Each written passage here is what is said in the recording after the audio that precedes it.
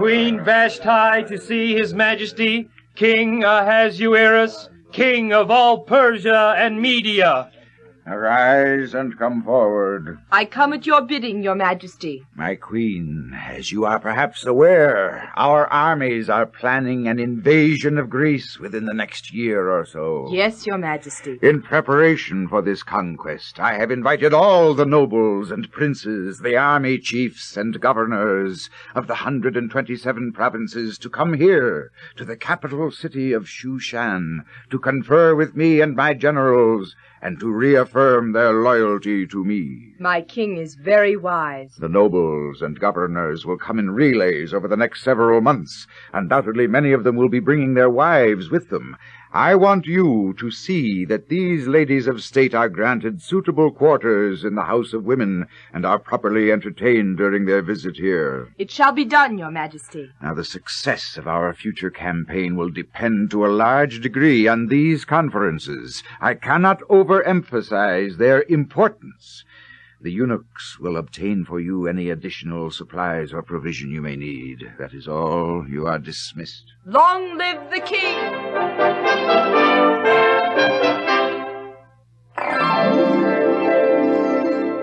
Sounds like you have a new Bible story for us, Uncle Dan. That's right, Aunt Sue. Actually, it is a series of 3 stories, all about Esther. And it's found in your Bibles, in the book of Esther, the 1st and 2nd chapters. I call this first episode, The New Queen.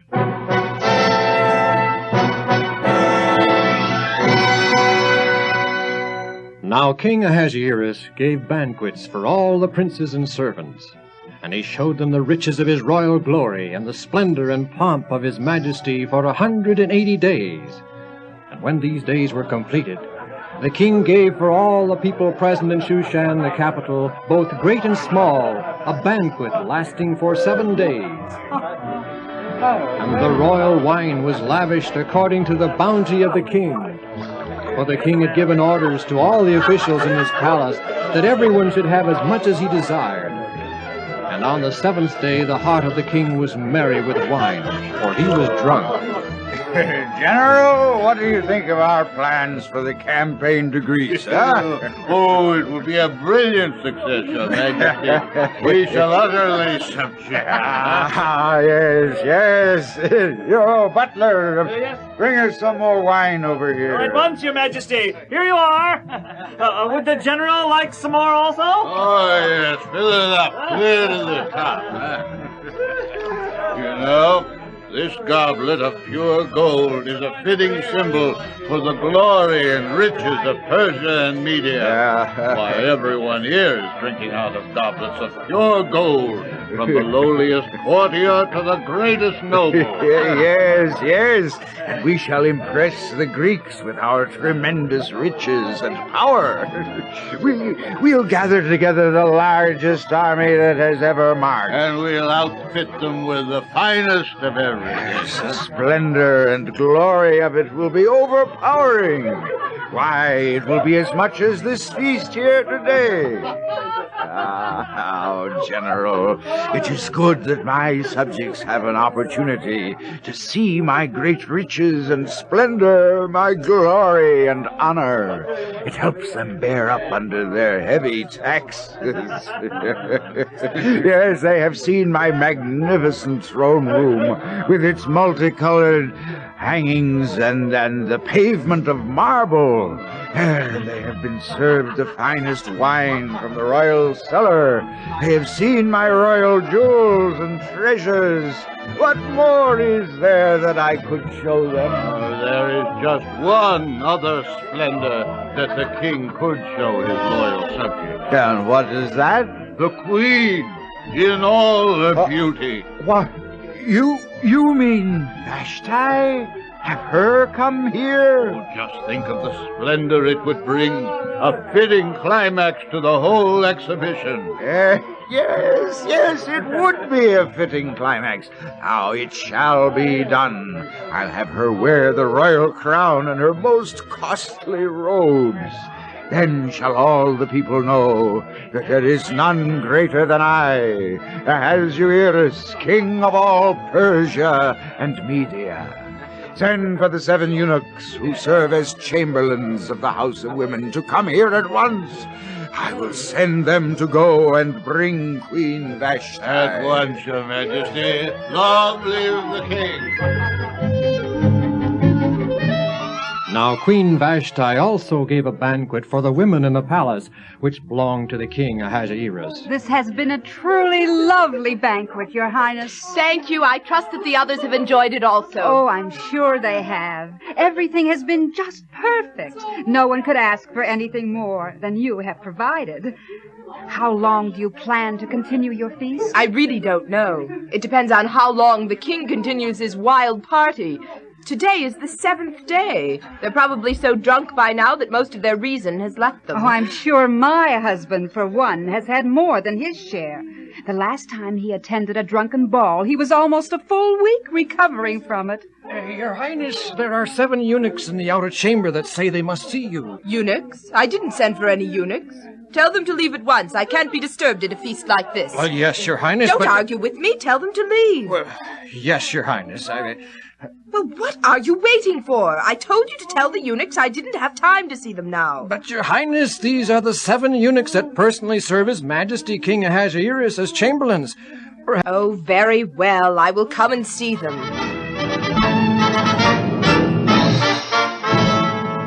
Arise and state your request. Why have you disturbed me and interrupted my banquet? The king has requested that you present yourself at his feast. He desires that you wear the royal crown and your most costly robes, so all the people, both great and small, may look upon you and behold your beauty. Oh, the nerve. He must be mad with strong drink. Does he consider me to be just another of his riches, a thing to show to the people that they may envy him? Has he no respect for the dignity of womanhood? Besides, why should I leave my banquet and my guests?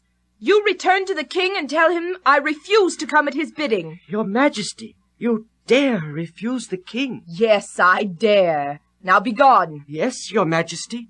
Long live the king.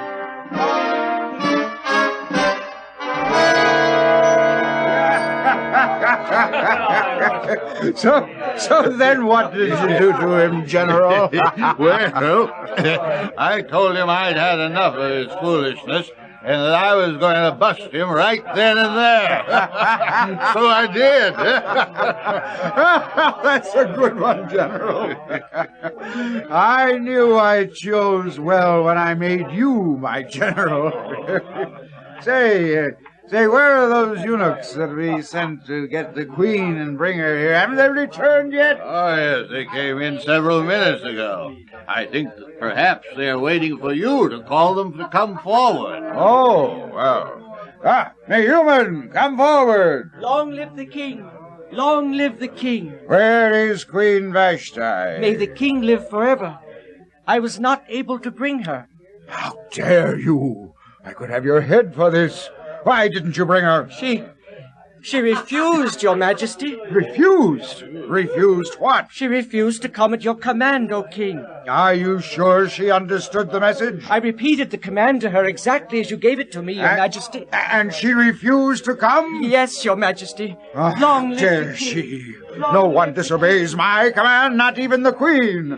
I am Ahasuerus, king of all Persia and Media. My word is law. I'll dethrone her. I'll drag her into the dust. Your Majesty, please. I'll put her away. I'll have her head. Your Majesty, please. General, you know better than to interrupt me. I am king. Yes, Your Majesty, but you're making a spectacle of yourself. All of your subjects are looking at you, wondering what is wrong. Wouldn't it be better to call together your council of wise men and together decide what to do with Queen Vashti than to stand here and yell with anger? Yes, I suppose you are right, General. I will summon my council at once. When I sent the 7 eunuchs who serve as chamberlains unto Queen Vashti to bring her to the feast, but she refused to come at my command. Now I have called you together to decide what is to be done, for you are my chief counselors and wise men. According to the law, what is to be done with Queen Vashti? for she has not performed my command. Your Majesty, the laws of the Persians and Medes do not cover a situation like this. This is a new precedent. Never has such a thing happened before. There is no prescribed punishment for a queen that does not do the bidding of her king. I see. Well, is there nothing, then, that can be done? Your Majesty, allow me to point out that it is not only to the king that Queen Vashti has done wrong, but also to all the princes and people who are in all the provinces of King Ahasuerus. For this deed of the queen will be made known to all women, and it will cause them to look with contempt upon their husbands, since they will say, King Ahasuerus commanded Queen Vashti to be brought before him, and she did not come. Why should I obey you? Were not all the ladies of the kingdom present with Queen Vashti when she refused the king's command? Then this very day the ladies of Persia and Media who have heard of the queen's behavior will be telling it to all the king's princes, and there will be contempt and wrath in plenty. If it please the king, let a royal order go forth from him, and let it be written among the laws of the Persians and Medes, so that it may not be altered, that Vashti is to come no more before King Ahasuerus. That, in effect, would be a decree of divorcement. It would be the perfect disgrace for her action. And let the king give her royal position to another who is better than she. So when the decree made by the king is proclaimed throughout all his kingdom, vast as it is, all women will give honor to their husbands, high and low. It shall be done. It shall be done. This advice pleased the king and the princes, and the king did as Memucan proposed, and he sent letters to all the royal provinces. Hear ye, by order of his majesty, King Ahasuerus, king of all Persia and Media, the former Queen Vashti shall no more come in before the king, because she refused to obey the king's command. And let it be known that every man shall be lord in his own house. Thus was Queen Vashti punished. But after a time, when the anger of King Ahasuerus had abated, he remembered Vashti and considered her action. Memucan, one of the wise men, to see his majesty, King Ahasuerus. Come forward, Memucan. Long live the king! For what purpose has the king summoned me? I have been thinking about Queen Vashti. But your majesty, Vashti is no longer queen, for she refused to obey your command. I realize that she refused, but do you know why she refused? Because her heart is proud, and she desired power. I don't believe that was the reason at all. I think she did it for me. For you, your majesty? Yes. Her appearance at our feast would have been a terrible disgrace. My order was foolish. If I had not been under the influence of strong drink, I would never have given such an order. She should be commended for her action rather than condemned. Oh, but your majesty, you surely cannot mean what you are saying and thinking. For generations it has been decreed that the laws of the Persians and Medes cannot be changed. To admit that you were in error in ordering Vashti to appear before you is to admit that Persian and Median kings are not perfect, that they are not infallible. Oh, such an admission would be disastrous. Oh, the provinces would revolt, the princes rebel, the people riot. Oh, the king must not even for a moment consider reinstating Vashti as queen, for it would certainly bring ruin to the kingdom. It would also mean that you would lose your head, or at least your position, if she were to regain her power, wouldn't it, Memucan? Undoubtedly, your majesty. So perhaps you are not truly as concerned about my kingdom as you are about your own head. My king is very wise. But why does he concern himself with Vashti? Are there not fairer and more beautiful maidens in the kingdom than she? I don't know. Are there? Your majesty, appoint officers in all the provinces of your kingdom to gather together all the beautiful young virgins to your harem. Let them be placed in the custody of Haggai, the king's eunuch, who is in charge of the women, and let their ointments be given them. Then shall they be brought in before the king, and let the one who most pleases the king be queen instead of Vashti. And this saying pleased the king, and he commanded that it should be done. Now there was a Hebrew in Shushan, the capital, whose name was Mordecai. His ancestors had been among the captives carried away from Jerusalem by Nebuchadnezzar, the king of Babylon. Many years later, after Babylon had fallen to the Medes and Persians, a Persian king by the name of Cyrus had decreed that any Hebrews desirous of doing so might return to their native homeland of Palestine. But Mordecai's parents had chosen to remain in the land of their captivity. At the time of the royal decrees concerning Vashti and the choosing of a new queen, Mordecai served as a minor official who waited at the gate of the king's palace. Apparently Mordecai was a kindly man, one who served the King of Kings in heaven as well as the king Ahasuerus in Persia. Now Mordecai had brought up Hadassah, the daughter of his uncle, for she had neither father nor mother. Why, Cousin Mordecai, you're home early today, aren't you? Oh, a little, perhaps. Well, supper won't be ready for a while yet. Why don't you go out in the courtyard and rest? I'll call you when I have it ready. That's very thoughtful of you, Hadassah. But, I want to have a talk with you. Oh, is something wrong? Perhaps, perhaps not.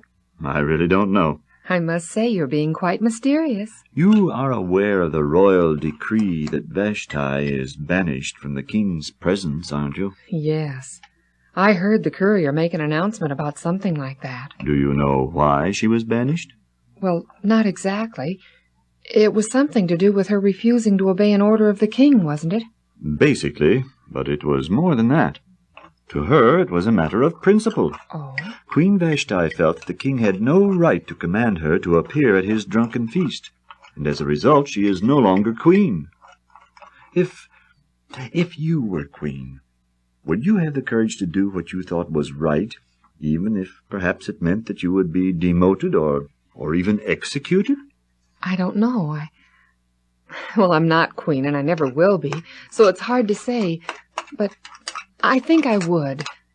You've always taught me that being true to principle is required by the God of heaven, the God whom we worship and serve. My child, I hope you've learned that, and all the other things that I've tried to teach you.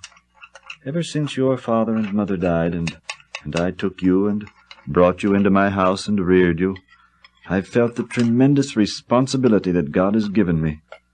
Often I awaken at night and tremble at the thought of it. Then I pray to God and ask Him to give me the wisdom to guide you properly, and the strength to discipline you in love and understanding. I hope I've done my task right. Of course you have, Cousin Mordecai. No one could ask for a better guardian than you. Why, most children with parents do not have the understanding and kindness that you've given me. I hope so, my child, for I'm afraid you will soon be taken from me. Taken?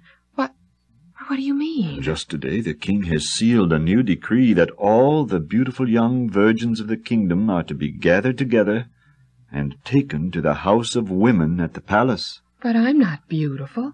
Surely they won't take me. Yes, my child. You are beautiful, very beautiful. I've never told you so before, because the true beauty that counts in the sight of heaven is not the beauty that's on the outside, but rather the beauty that comes from within the heart.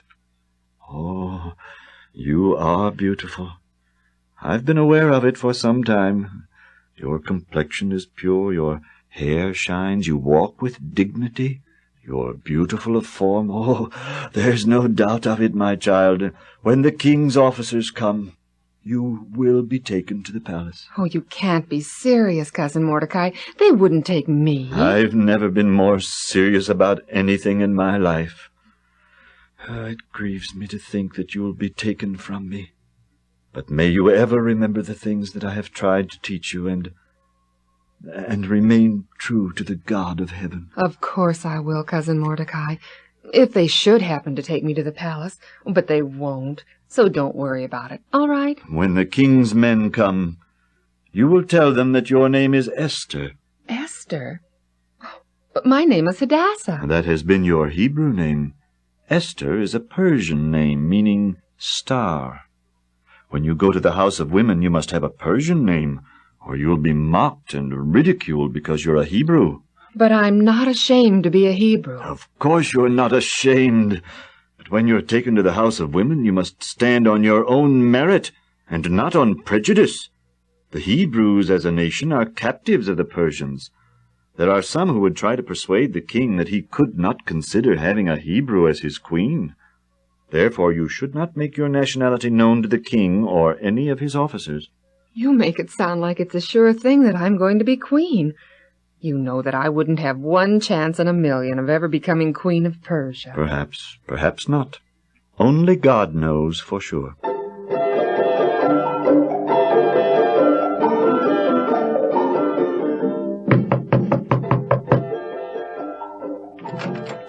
Yes, may I help you? I'm an officer of His Majesty, King Ahasuerus. Say, you're a beautiful young lady. What's your name? My name is Esther, sir. Esther, huh? Are you married? No, sir. Good.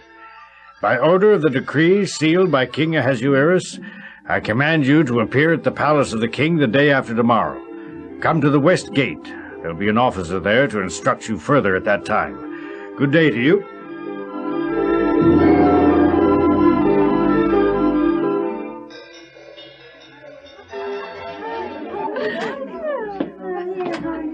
May I have your attention? Quiet, please. Ladies, attention, please. Thank you. Now, first, allow me to introduce myself. I'm Haggai, the keeper of the women. Now, each of you has been placed in my charge, and therefore I'm responsible for your safety and well-being. If any of you have any complaints or grievances at any time, bring them to me. If you have special requests, come to me. Now, the first thing that I must do is to assign quarters to each of you. Will you please form a line over there by the wall, and we'll get started. Now, all right. All right, I'll start with you. What's your name? Roxanne. Hey, you know something? I think you're cute. How about putting in a good word with the king for me? What's your father's name? Don't you think I'd make a good queen? Here, watch me as I turn I around. asked for your father's name. What difference does that make? I must record this information in the official records. Now, will you please stop this foolishness and answer my question? One by one, the girls are Your father's interviewed. name? Soon it was Esther's turn. Unlike many of the other girls, Esther answered Haggai's questions with dignity and poise. What is your name? Esther, sir. What is your father's name? My father is dead, sir. I was brought up by Mordecai. I see. What is his occupation? He serves at the king's gate. All right. Now, for the present, I'm going to assign you to room 24. One of the eunuchs will show you where it is.